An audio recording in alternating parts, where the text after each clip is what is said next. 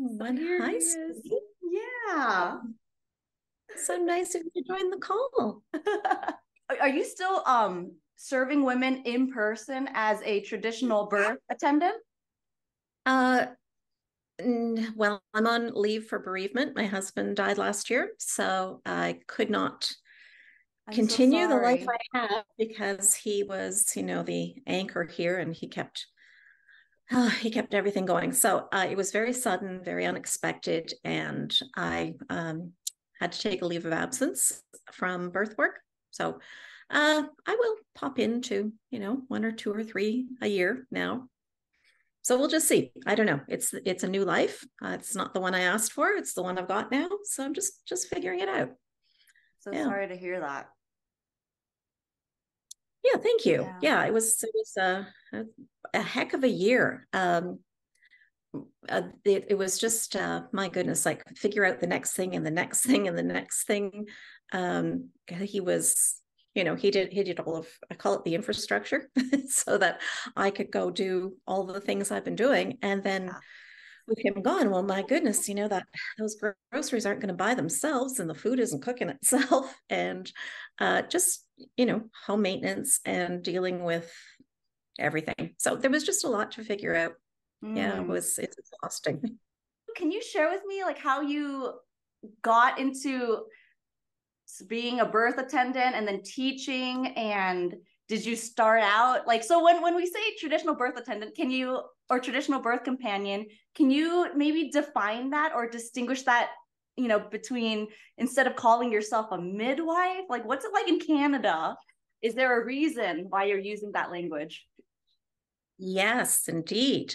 The word midwife is owned by the College of Midwives. And in order to use that word, you have to be registered with them. In the same way, I can't just say I'm a doctor, because I'm not. I have to be registered with somebody, and I have to have the designation. I also can't say I'm a nurse, because I'm not.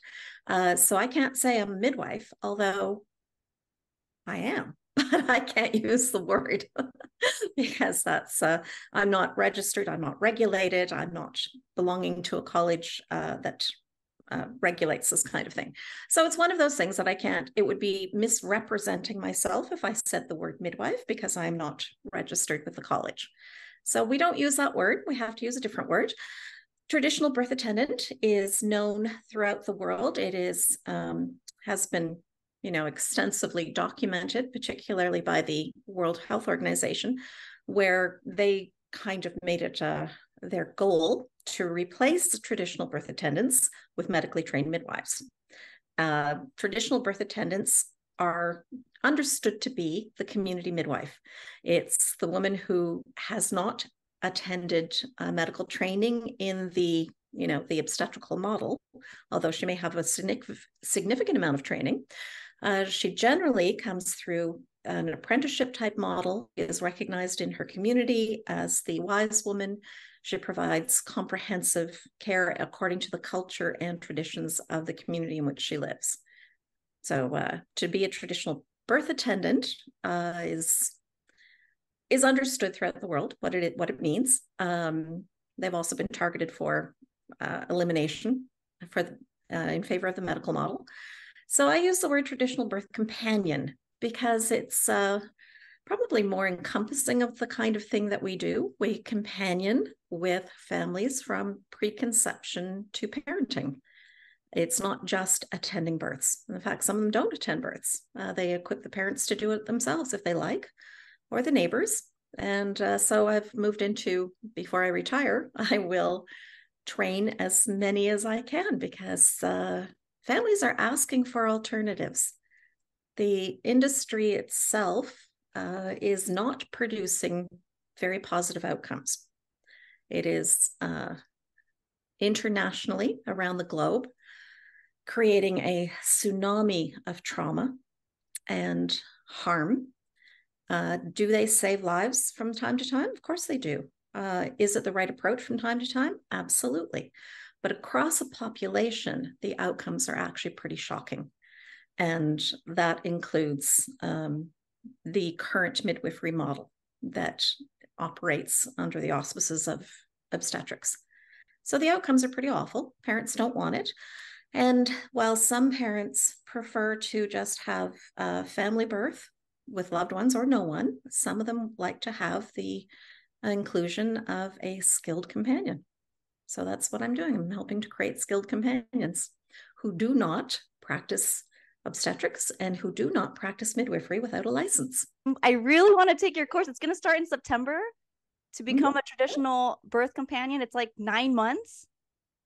It's the same course. The first cohort, we did it in 12 months. The one participant said it's like drinking from a fire hose. There's a lot of information. The second cohort, we extended it over 18 months to give them more time. But the need is so dire. The parents are asking, requesting. There is an absolute exodus from the medicalised maternity services industry. They don't seem to notice, but it's happening. And there's such a dire need that it's the exact same course, but we're just condensing it into 9 months to get people equipped quickly. You being in this world for so long, and you said there is a dire need, that's definitely increased. And is it due to the trauma that's, coming out of the technocratic model? That has been the driving force. There's actually a tremendous amount of research on this, and it's well documented throughout the literature that the technocratic medicalized birth services industry delivers a high degree of disrespectful care, abuse, violation of consent, autonomy, and when women are abused by a medical service, they don't go back. That's just in the research. One of the primary outcomes of this kind of abusive and disrespectful service is that women who had planned on having a larger family won't add to the family afterwards. In fact, this kind of disrespectful and abusive service is a type of population control because women won't do it again because they were treated so awfully. And in the industrialized world, one of the outcomes of this industry, in the industrialized world, one of the leading causes of maternal mortality postpartum is suicide. The women are so traumatized from what was done to them in having a baby that they feel hopeless, and suicide is an outcome. Wow. It's a horrible reality. And when I wrote the course, the Trauma-Informed Professional, I read thousands of documents, thousands. I've talked to hundreds and hundreds of women around the world, and I've read thousands of documents. It took me 3 years to write the course just because I needed to take a break from it so often. That what is documented as happening within this industry is really quite shocking. As a birth keeper or a birth companion, the question is always kind of like, how can we stop this? How? By just using a different service. Don't use it. There's nothing broken about the medicalized maternity services industry. It is operating perfectly. It is doing exactly what it was set up to do, and it is performing with peak efficiency. The last 3 years of lockdowns, mandates, fear, and aggressive behavior, it actually improved the things that they do well. Inductions, surgery. Despite all of the increasing interventions, there has been no reduction in maternal or neonatal mortality, and morbidity is going up. In some industrialized countries, the maternal mortality is increasing, and that's being attributed to poor prenatal services and excessive surgery. So it is going up. The trauma is huge. That's the true global pandemic, is birth-related trauma. In most of the stats were pre lockdowns and things. Prior to that, on average, 1 in 3 women experienced the birth of their child in the technocratic services as traumatic. And I mean, that's not just saying, oh, that sucked. I really didn't like that. That's not what I wanted. It's the actual documented features of trauma and a traumatic experience. And that's helplessness, loss of control, fear for life, violation. So that's 1 in 3. And I would imagine if we get some research out of the last 3 years, it will be much, much higher. Wow. Yeah, when you mentioned that women who go through it don't want to have children, any more children, I actually, now that I'm a mom, I'm like noticing all the moms with their children, and I asked him, like, well, I don't know how it came up, but she was like, I said, are you gonna have any more after your first? And she said no. And her husband was like, everything that you can think of that could go wrong on the books happened to us. And I want to take your trauma-informed professional course, because when someone says that, I don't know what to say. And all I knew to say was, I'm so sorry. And she kind of brushed it off. So, like, when we meet other moms, what do we say to that? Women tell horror stories about birth because their births are horrible. Where the horror stories come from, it really is horrible. And the trauma-informed course is included in the birth companion course. So it's actually mandatory. So anybody who gets trained as a traditional birth companion will be fully trauma-informed. So what do you say? You listen with empathy. It's like, yeah, that was horrible, horrible. That's one of the problems in women's experiences, and that makes their traumatic experience worse. It's called secondary wounding, where their experience is not validated. They're told, well, it wasn't that bad, or, well, at least you have a healthy baby. And, other women get it much worse. And, oh, I'm sure they were just trying to save you. That kind of gaslighting is secondary wounding, and that causes an increased, it's actually a physical injury in the brain. And that increases the severity of the injury in the brain.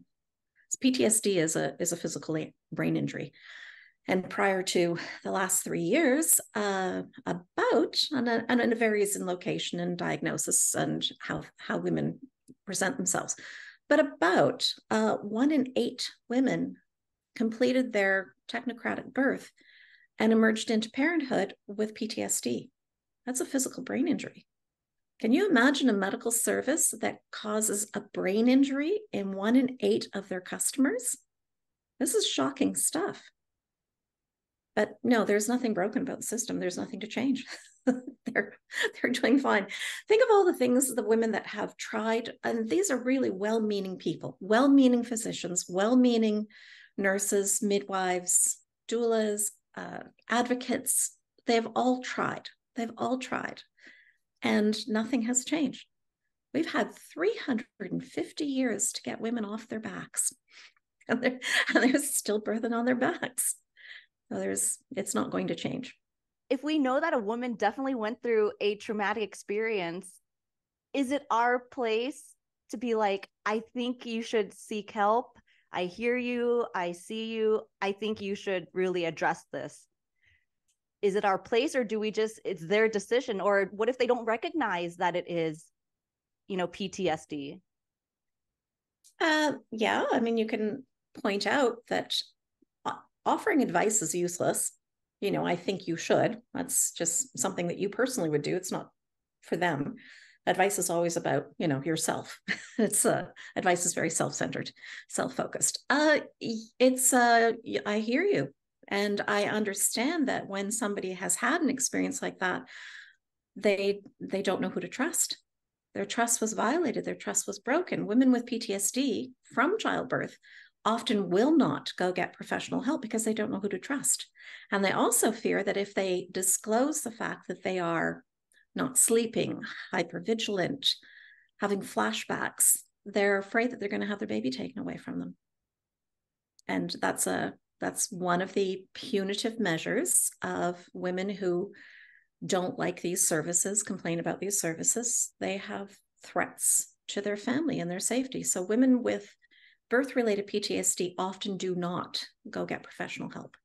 And that's part of the many things that we discuss in the trauma-informed course, is how women can get help for recovery, because the brain does recover. It's a brain injury.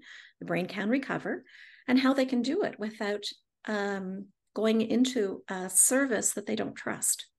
And one of the primary tools for healing PTSD comes from nutrition, to heal the brain.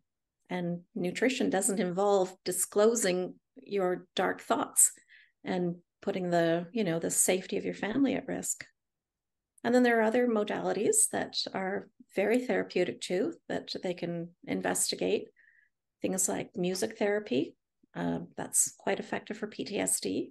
And there's other modalities as well. But they often won't get help because first they need to be validated that what they went through, they didn't make it up. And it's not okay. It's just to say, well, at least you've got a healthy baby. That's not okay. We don't get to break the mother just to say, well, your kid lived. What's the problem? They would have lived anyway. Babies either make it or they don't. It's, yes, sometimes they need help. Absolutely. But across populations, the babies do just as well, born at home with family or in a hospital, but the mothers always do worse across the population. I'm not talking about individuals. Individuals, absolutely, if there's a medical need, should be getting medical help in a medical facility, but across the population, the women do worse. So how did you get into being a traditional birth attendant? Oh, it started when I had my first. How it starts with most of us. I did the thing that we were supposed to do. We took prenatal classes with public health, and public health, she said, well, this is when they'll start, this is when they'll break your water. This is when they will shave your pubic hair. This is when you'll want your epidural. This is when they're going to cut the episiotomy. No surprises.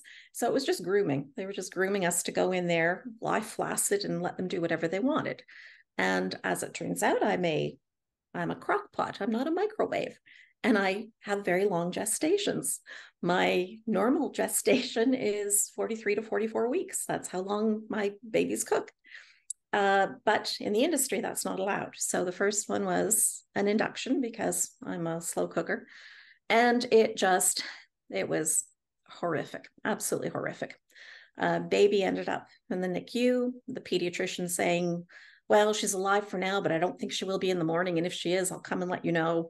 But she'll be severely damaged for the rest of her life. And anyway, she's fine. She's she's grown-up mother, masters. She's fine. But it was just so horrible. And I went home with the most damaged body, PTSD, and a baby that looked like my husband. And they told me it was mine.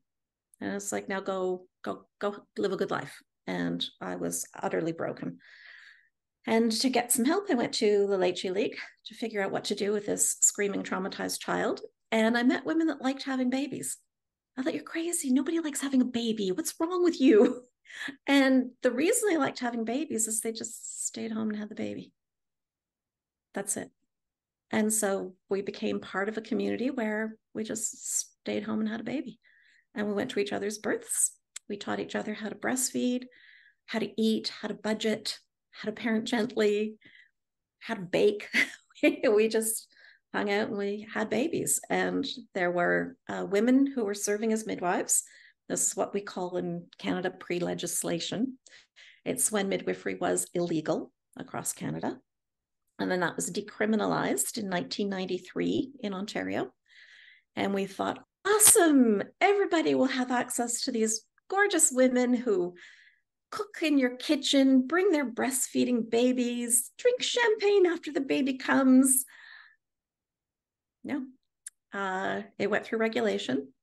The women went into the universities, and 4 years later, they came out as a subset of obstetrics. And they practice midwifery, practices obstetrics on healthy women. And so during that time, I had 7 children, stopped attending home births. And a friend of mine at church said, I'm having a baby with a midwife. And I'm thinking, yay, it's going to be great. And she said, will you come and be my doula?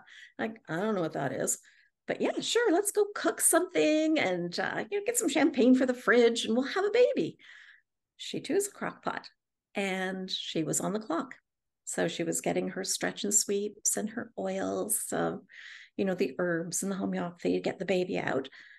And it started a long, excruciating, dysfunctional, called the midwife. She ends up in the hospital with all the bells and whistles. And I went with her and I went home and I threw up. Like, oh, this is midwifery. And the birth that she had, 10, 15 years after I'd had mine, was just as violent as mine was. Nothing had changed. It was all the same. Nothing had changed. And so I thought, okay, I guess, the women want doulas, and the industry wants doulas, and midwives want doulas, nurses and doctors want doulas. So I doulaed for half an hour, and and it was not for me. So I just went back to this.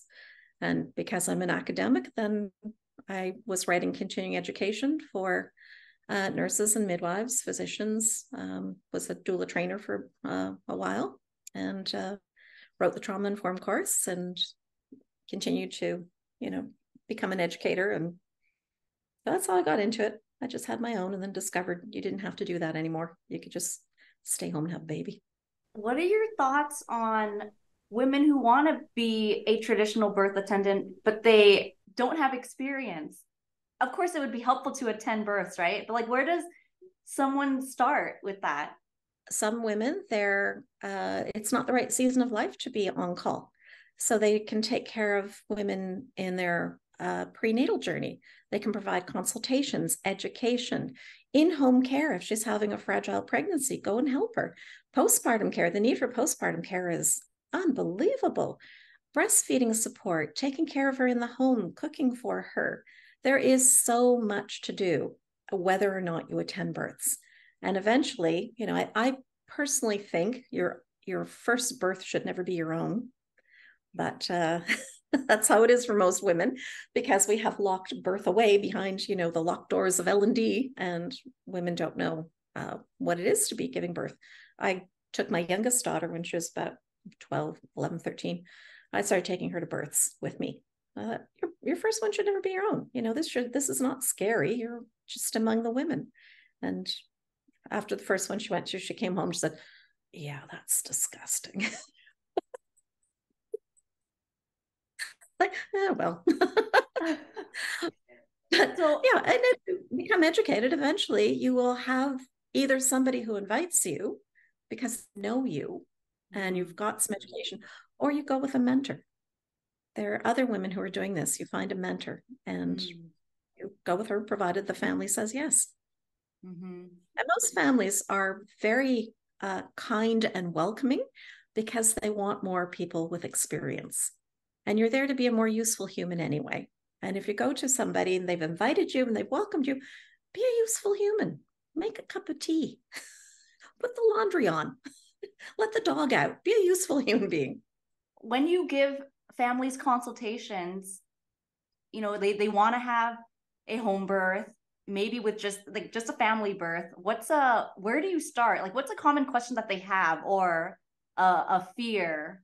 In my work, because I specialize in trauma and because I'm very well known, the most common reason is they're looking for hope.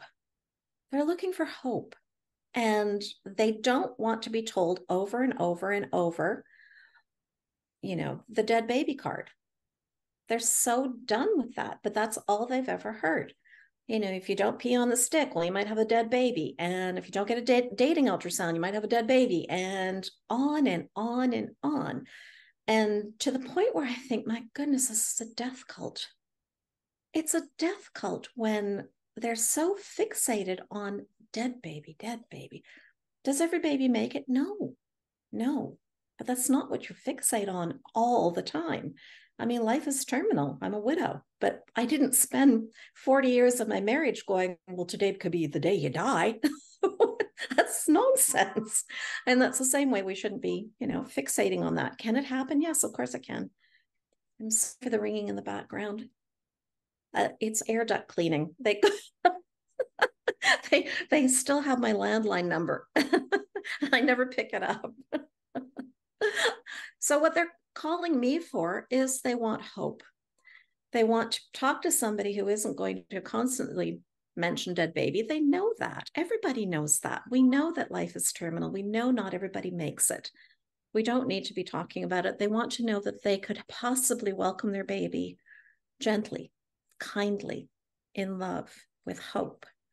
So we go through and we will talk about the research, what the research says for their particular situation, and to give them a different picture of how they could improve their wellness, improve holistically and have a more comfortable, healthier pregnancy, and then how they can welcome their baby and the things to look for. It's not always, disaster about to happen, but it's okay to be equipped to learn a few things. It's not secret knowledge to know how to help a baby breathe at birth. It shouldn't be.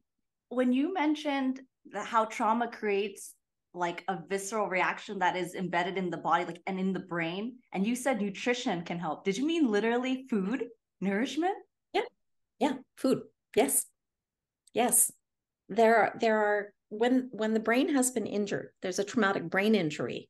There are certain foods that nourish the brain and help it to heal. Vitamin D is healing to the brain. Omega-3 can actually diminish and at times eliminate suicidal ideation. Suicidal thoughts when there's PTSD is a very common expression of PTSD. Omega-3 and diminish that and even eliminate it, because the brain is in a state of inflammation. The brain is in a state of injury, and so foods that help to heal. So there was actually a delightful little study, it's in my course, an intervention of fish twice a week reduced suicidal ideation in those PTSD. So yeah, eat some fish, go in the sunshine. Yes, absolutely. Sunshine, vitamin D, for sure. So when a woman who has gone through a traumatic experience and feels triggered by seeing, or hearing a story from another woman that their birth was delightful and they're triggered and their body gets a response, and they go home and maybe they kind of just brush it off, that's clearly a sign that they're feeling something and so yeah, what are your thoughts on when the body feels something after hearing perhaps a pleasant birth story? It's important to bring the inflammation down. These triggering responses are often the result of what is happening in the hippocampus, where the hippocampus is triggered. The HPA axis is overactivated. Finding ways to bring the inflammation down. Upping magnesium can help bring the inflammation down.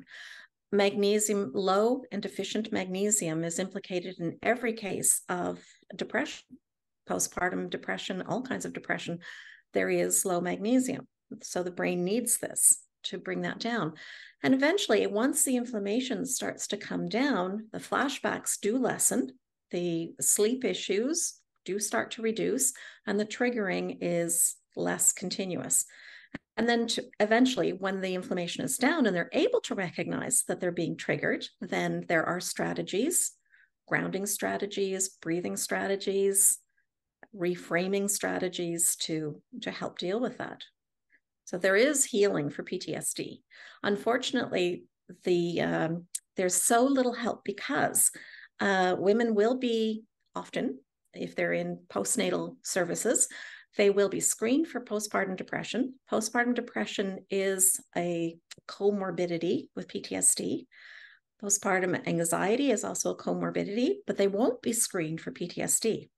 The reason being, it implicates the service, because PTSD is a response to a traumatic event, and the traumatic event was them. So they don't screen for that. But PTSD does not respond well to depression medications, although that could possibly help with depression. It doesn't resolve PTSD, but PTSD responds to different therapies. That's why it's really important to recognize that there's such a high prevalence of PTSD and wounded women. Most heal without any treatment at all. There's the research is, at its most optimistic, about 80% of people will resolve their PTSD without therapy. At its most optimistic. At its least optimistic, it's 20%, but there's a good probability. And I think, humanity has shown itself with a great deal of resilience, and the fact that as time goes on, a traumatic experience, a woman might choose to never add to her family again, but over time, she becomes quite functional. So what are your thoughts on when women who have gone through something, a birth that's traumatic, and they feel it in their babies? Like my baby won't stop crying. I feel like it's because of how I'm feeling. Is it just continue, just do skin to skin, breastfeed? How do you console a baby that went through it too? Yeah, that's a tricky one, isn't it? Yeah, the baby's counting on mom to co-regulate. And if mom can't co-regulate, maybe daddy can, maybe Nana can, maybe auntie can, maybe a postpartum doula can, to give the family extra help. That's it's really not fair to put it entirely on the damaged woman who has been damaged, to say, now heal yourself, heal your baby. I'll see you later. I'm going to Starbucks. That's really not fair. We have to give these families more help. But personally, I would like to see them not get damaged to begin with, rather than cleaning up the aftermath and seeing these destroyed women and their hurting babies and knowing how much care they need. And then the cost of that falls on the family. It's the family themselves that are paying for the breastfeeding support, for paying for the lactation consultant, paying for the therapist, paying for the naturopath, paying for the postpartum doula. They're the ones who are paying for this. I've heard so many families say, well, I'm going to use, we have, third-party universal insurance here. I'm going to go with the industry because it's free. Like, it's not free. You get what you pay for. You are going to be paying afterwards. It's not simple. You don't just go in, have a gorgeous experience. It could happen. It can. It's not common, but it can happen. And then having to pick up the pieces afterwards and pay for it. It's a terrible burden on families. Is there a exercise that a woman can do who's listening to this interview and they know that they went through something traumatic or a birth that's traumatic? Change your nutrition. Yeah, get the inflammation down. Get some omega-3 in there, get some sunshine, get some antioxidants in there. Up your saturated fat, because it does protect the brain. Get some good nutrition in there. That's the first thing, is to get that. And then what happened to you was not okay. And it is not okay that you have a healthy baby. And it's not okay that, it's just how it happened or somebody had it worse. That's not how this goes. What happened is not okay. And it's okay that you're not okay with it. And you're going to need some care and you're going to need some time, and then find somebody to talk to. I'm not saying therapist. You don't have to be a therapist to be therapeutic. Find a friend where you can talk to your friend and your friend gets it. Your friend doesn't mind hearing it over and over and gets it. The repetition of the storytelling is therapeutic. Women anyone with PTSD, as they tell the story, it can be very, very disorganized. But as the brain begins to heal, the story becomes more cohesive and more parts are remembered and more parts are put back in. And as the story becomes more cohesive, it's an indication of the healing of the brain and the healing of the trauma. So what are your thoughts on grieving for a family who experiences either a miscarriage or a stillbirth and wants to obviously have another child or move forwad from that? Yeah, the grief doesn't go away. We had a stillbirth, and my husband and I took the day of her birth, and that was our go away day. We took the nursing baby with us, and we went away just to be together, to continue to grieve. And we did that for 15 years. 15 years. And on year 16, we looked at each other and said, do we need to go away this year? And I was like, no, I think we're okay this year. And maybe year 17, we actually forgot the date. But we needed to do it for 15 years. It doesn't go away. But we had more children and had a great family. But it's now just part of who we are. And that's okay. This is the female experience. The female experience that we can't erase. The female experience is infertility. The female experience, if they want children. The female experience is conceiving when they don't want to. The female experience is carrying life inside of us. The female experience is carrying death inside of us. This is who we are. This is what we do. And, to put it behind the locked doors of an institution, or to tell her, well, you can have other children, or to minimize it, is outrageous. No, this is the female experience. And we can talk about this, and we can go into deep places with each other, and we don't have to ignore it or brush it aside to make other people feel comfortable. It's not necessary. And we do have grief. Women carry a lot of grief with them. Yeah. We carry a lot of burden. Who is the primary victim of sexual assault is women. We carry that with us. We carry the burden of that. Yes, men are sexually assaulted as well. Yes, of course they are. Proportionally, it's us, and we carry that burden. So, this is a deep experience, and talking to each other is really good. For a woman if they've gone through multiple miscarriages and they were to come to you for advice, or what would you have them look at? Would you have them look at nutrition or their emotional and mental energy? Like, what would you look at? Everything. Yeah, everything. Yeah.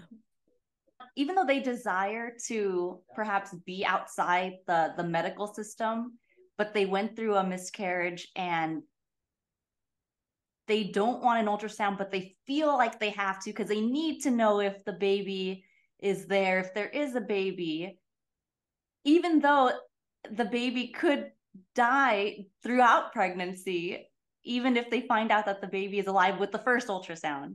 What would you tell that woman? Well, she's managing her fear, and many of these services are predicated on fear. We're birthing in hospitals where things are more likely to go wrong because we have been conditioned by fear. Fear sells. Fear is marketing. And having to go through a pregnancy experience in the throes of fear is really, really challenging. So yes, that one ultrasound will deal with the fear that day, but then it can come back the next day. So rather than, is the solution an ultrasound? Only if you're having one every single day. The solution is identifying the fear and finding out how you're going to cope with fear. And I think we are not giving ourselves enough credit for our own resilience. I mean, resilience doesn't sell. So our resilience is chipped away at incessantly, but we are far more resilient than we give ourselves credit for. We can do this. We can do these hard things. We can look at all of our fears. We can live in that space. We are more resilient, and we can improve our resilience even, which is probably necessary. What are like the top 3 common myths that come up for people? That giving birth is a life and death situation all the time. Can it be? Yeah, but it's pretty rare. That induction is a good thing to do. What do you need to do to prepare your body to have a baby? All those things you need to do, with sticking evening primrose oil up your hoo-ha and taking all the herbs and taking the homeopathy. No, you just have to be pregnant. If you're pregnant, you're going to prepare for birth. That's all you need. I like to debunk that one, the getting ready to have a baby. The hormonal physiology that we do not need to be interfering with. I like to talk about births, many physiological births, many backup safety systems. There's 8 billion of us on this planet. We got here because we're meant to survive. And it's not because we're all in a hospital being induced and having surgery. That's not why there's 8 billion of us.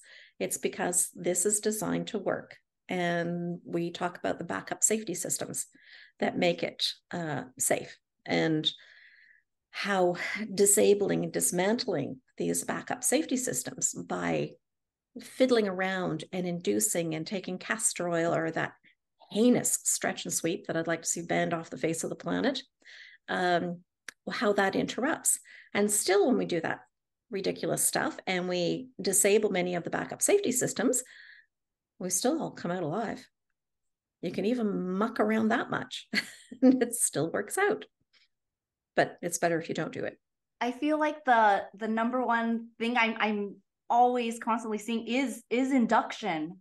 Why do you think it's obviously the fear, right? That these licensed medical providers are saying that if you go past this certain amount, we are going to have to induce you.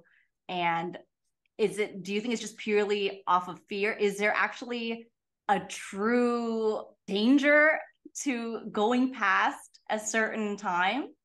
Well, you're talking to somebody who normally gestates 44 weeks. So it's, I don't have a lot of fear about a long pregnancy. Can it be a wrong choice or an inappropriate choice to extend a pregnancy in a particular individual? It could be, but we have no way of knowing who that person is because induction has eliminated many of the opportunities for study. For example, we don't know, just saying, we've lost the opportunity for study. Vitamin K intervention does work, but because it works for the about 1 in 11,000 babies who needs it, there is no research on how to identify that 1 in 11,000 or what happens to the 10,999 that didn't need it. There's no follow-up, there's no research. So induction is it is part of a belief system. Obstetrics is a belief system. It is absolutely a belief system. And that's why there is just cult-like adherence to it. And this blame, shame, ostracization for people who don't fully believe and align in many ways. And I have done the investigation on this. It behaves as a cult. This is in the literature too. I'm not making any of this up. It behaves as a cult. And apostates are punished. They are threatened and they are punished. But the belief system, obstetrics itself, is predicated on the belief that the greatest danger to the developing baby is the mother and her body, and the greatest danger to the mother is her developing baby. And in their belief system, what they are trying to do is to monitor the mother and the baby. The first part of the monitoring is to identify an abnormality in the baby so they can terminate the baby. So the first 20 weeks is almost exclusively devoted to finding out if they can terminate the baby. After that, it's when does the baby become a threat to the mother? When is the mother a threat to the baby? And then they can swoop in and rescue them both through induction or surgery. So it's a belief system. If you don't look at them as opposing forces, where the mother is the greatest danger to the baby and the baby the greatest danger, but they are a symbiotic system that if you take care of one, you take care of the other. In other words, if you take care of the mother, you're taking care of the baby. And if you see them as a symbiotic system, this urgency to rescue kind of disappears. Instead, what you're looking at is how do I support the mother into increasing wellness that then increases the wellness of her baby. And of course, if there's a time where either needs rescuing, that's what medical services is for. But certainly they don't need rescuing to the degree that it's happening. Absolutely. 100%. I love how you said, yeah, it's a belief system. I have never heard anyone say it like that. It totally is. It totally is. And there are rituals that occur within that. Yes, I call them the sacraments. Wow. Mm-hmm. That you have to participate in the sacraments. And if you don't participate in the sacraments and show up to use their services at the end, they have been known, individuals have been known to withhold their services because the mother did not appropriately participate in all of the sacraments leading up to it. You also inform women who want to, what is it, the word? Knowing their power in a technocratic medical model, right? Do you think it is possible to vouch for yourself? Oh, absolutely, you can. I think it's really quite unfair. When women reach the end of pregnancy, they have extremely high levels of estrogen. Estrogen is called the hormone of accommodation. It makes us very accommodating. And the reason being, we are meant to be accommodating. We are welcoming a new human being into our families. Our estrogen is extremely high at term because we are open, we are welcoming, we are accommodating, we are kind and generous, and we are ripe for being mistreated. It's very common, and women, once they finish their pregnancy, postpartum period, and their estrogen has dropped significantly, to think of themselves and go, what the hell did I just do? They enter into this, they see a fairly aggressive practitioner and will go into fawn mode. Fawn mode can be a trauma response. It can be an estrogen response. And a fairly aggressive practitioner, and they might be saying, you look really stressed. Can I just go across the hall and make you a cup of tea? As she's being induced. It's very common. So you say to women, oh, you just go in there and advocate for yourself. They could, but it's kind of unfair. It's unfair. It is opposing her natural physiology at the time. And isn't it kind of stunning that we put the onus on women who are about to be victimized to advocate for themselves, to hold the abuser accountable? It's like saying to a woman who's going into a dark alley with somebody who might want to rape her and saying, well, just advocate for yourself. That's kind of ridiculous what we ask of women when using these services. These services need to improve. And my hope for them improving is gone.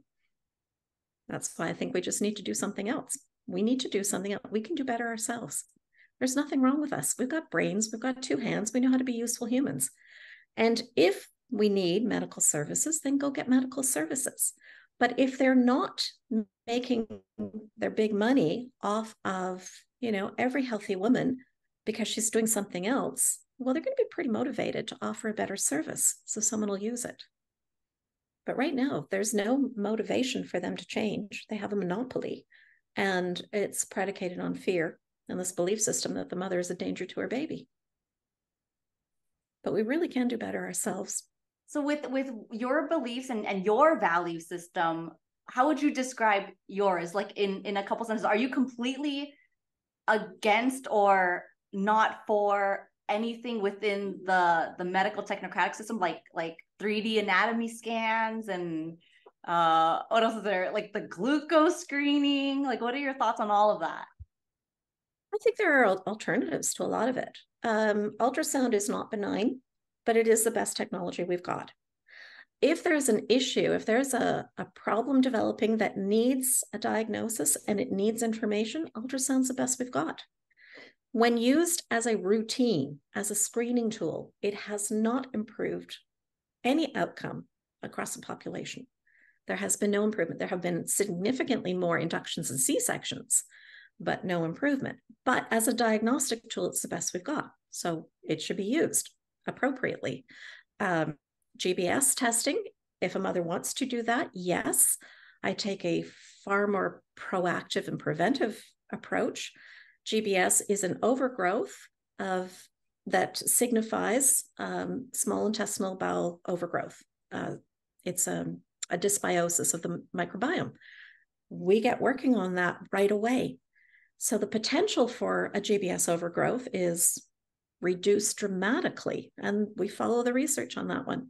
Same with glucose control. That can, rather than taking the glucola test and the screening test, a glucometer can be used at home very effectively if a woman has concerns about her blood sugar. But we also address that with eating and following some good research on that one too.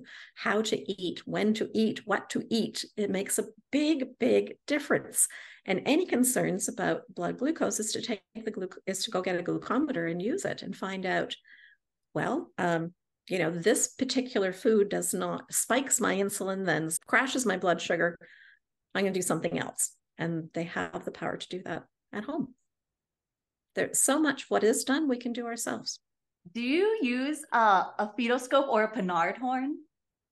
Yeah, I have a fetoscope. Mm-hmm. You have a fetoscope, yeah. Yeah, it's fun to listen to babies. Absolutely. One of the concerns of a VBAC is whether or not the placenta has embedded over the scar site. a fetoscope can detect that. You can hear the placenta. So if it's on the front wall. If it's on the front wall. Yeah. So can a pregnant woman actually hear it if she uses it herself? Mm-hmm. Okay. What are books that you recommend for women to read who are interested in having a family birth? Rachel Reed, Reclaiming Childbirth as a Rite of Passage. That's actually required reading. My course has got so much reading, but so that's the only external required reading. But then for anybody who needs really good information, anything by Sarah Wickham. Sarah Wickham is a PhD researcher midwife in the UK, and she is the research authoritative author expert on anything. The woman is brilliant. So she will provide information on GBS, vitamin K, induction, just so much. Oh, thank you so much, Billie. I cannot wait. I really want it. So is it just one cohort a year? I've got the 18-month one running right now. So we're adding this 9-month just because of the urgency. The next one probably will not be until September 2024. Okay. So this will be it for a year. Okay. And then do students get live? Do we meet with you live also during the course? Oh, yes. I'm always around, but I offer, for the 9-month, there will be a weekly live tutorial. So I get on, and I cover things that are not covered in the course because you need more. You need mentoring. You need to hear more. I try to include, depending on how much work I'm doing, a day in the life. So you know exactly what it's like. And I don't hide anything. I had never, in all these years, other than my own, never worked with somebody who had a stillbirth until all of this happened. And the stillbirth is through the roof. And that was the first. And so, yes, we discussed it extensively with the students. What happened? What did we do? How do we cope afterwards? How the parents are coping? We don't hide anything. We cover all the tough stuff. We will talk about what it's like working with a family where there's domestic violence. What are we going to do? We talk about that too. We talk about, we cover it all.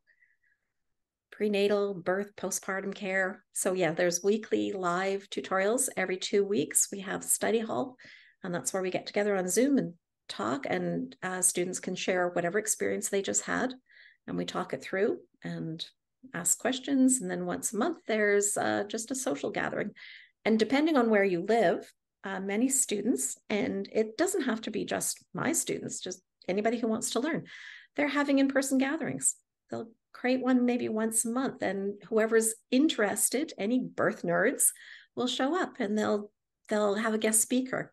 So it's all happening anyway. We're all figuring this out and doing this together in various places in the world. So this is so necessary. The monopoly is crumbling, and we need to be prepared. It's also, I said the industry is crumbling, but nobody seems to notice. The outcomes are terrible. The costs are exorbitant. They're unsustainable. And it's the law of diminishing returns. In any system, business structure, when the costs have exceeded benefits and the output, it crumbles. Well, that's what's happening now. So it is crumbling, just nobody seems to notice.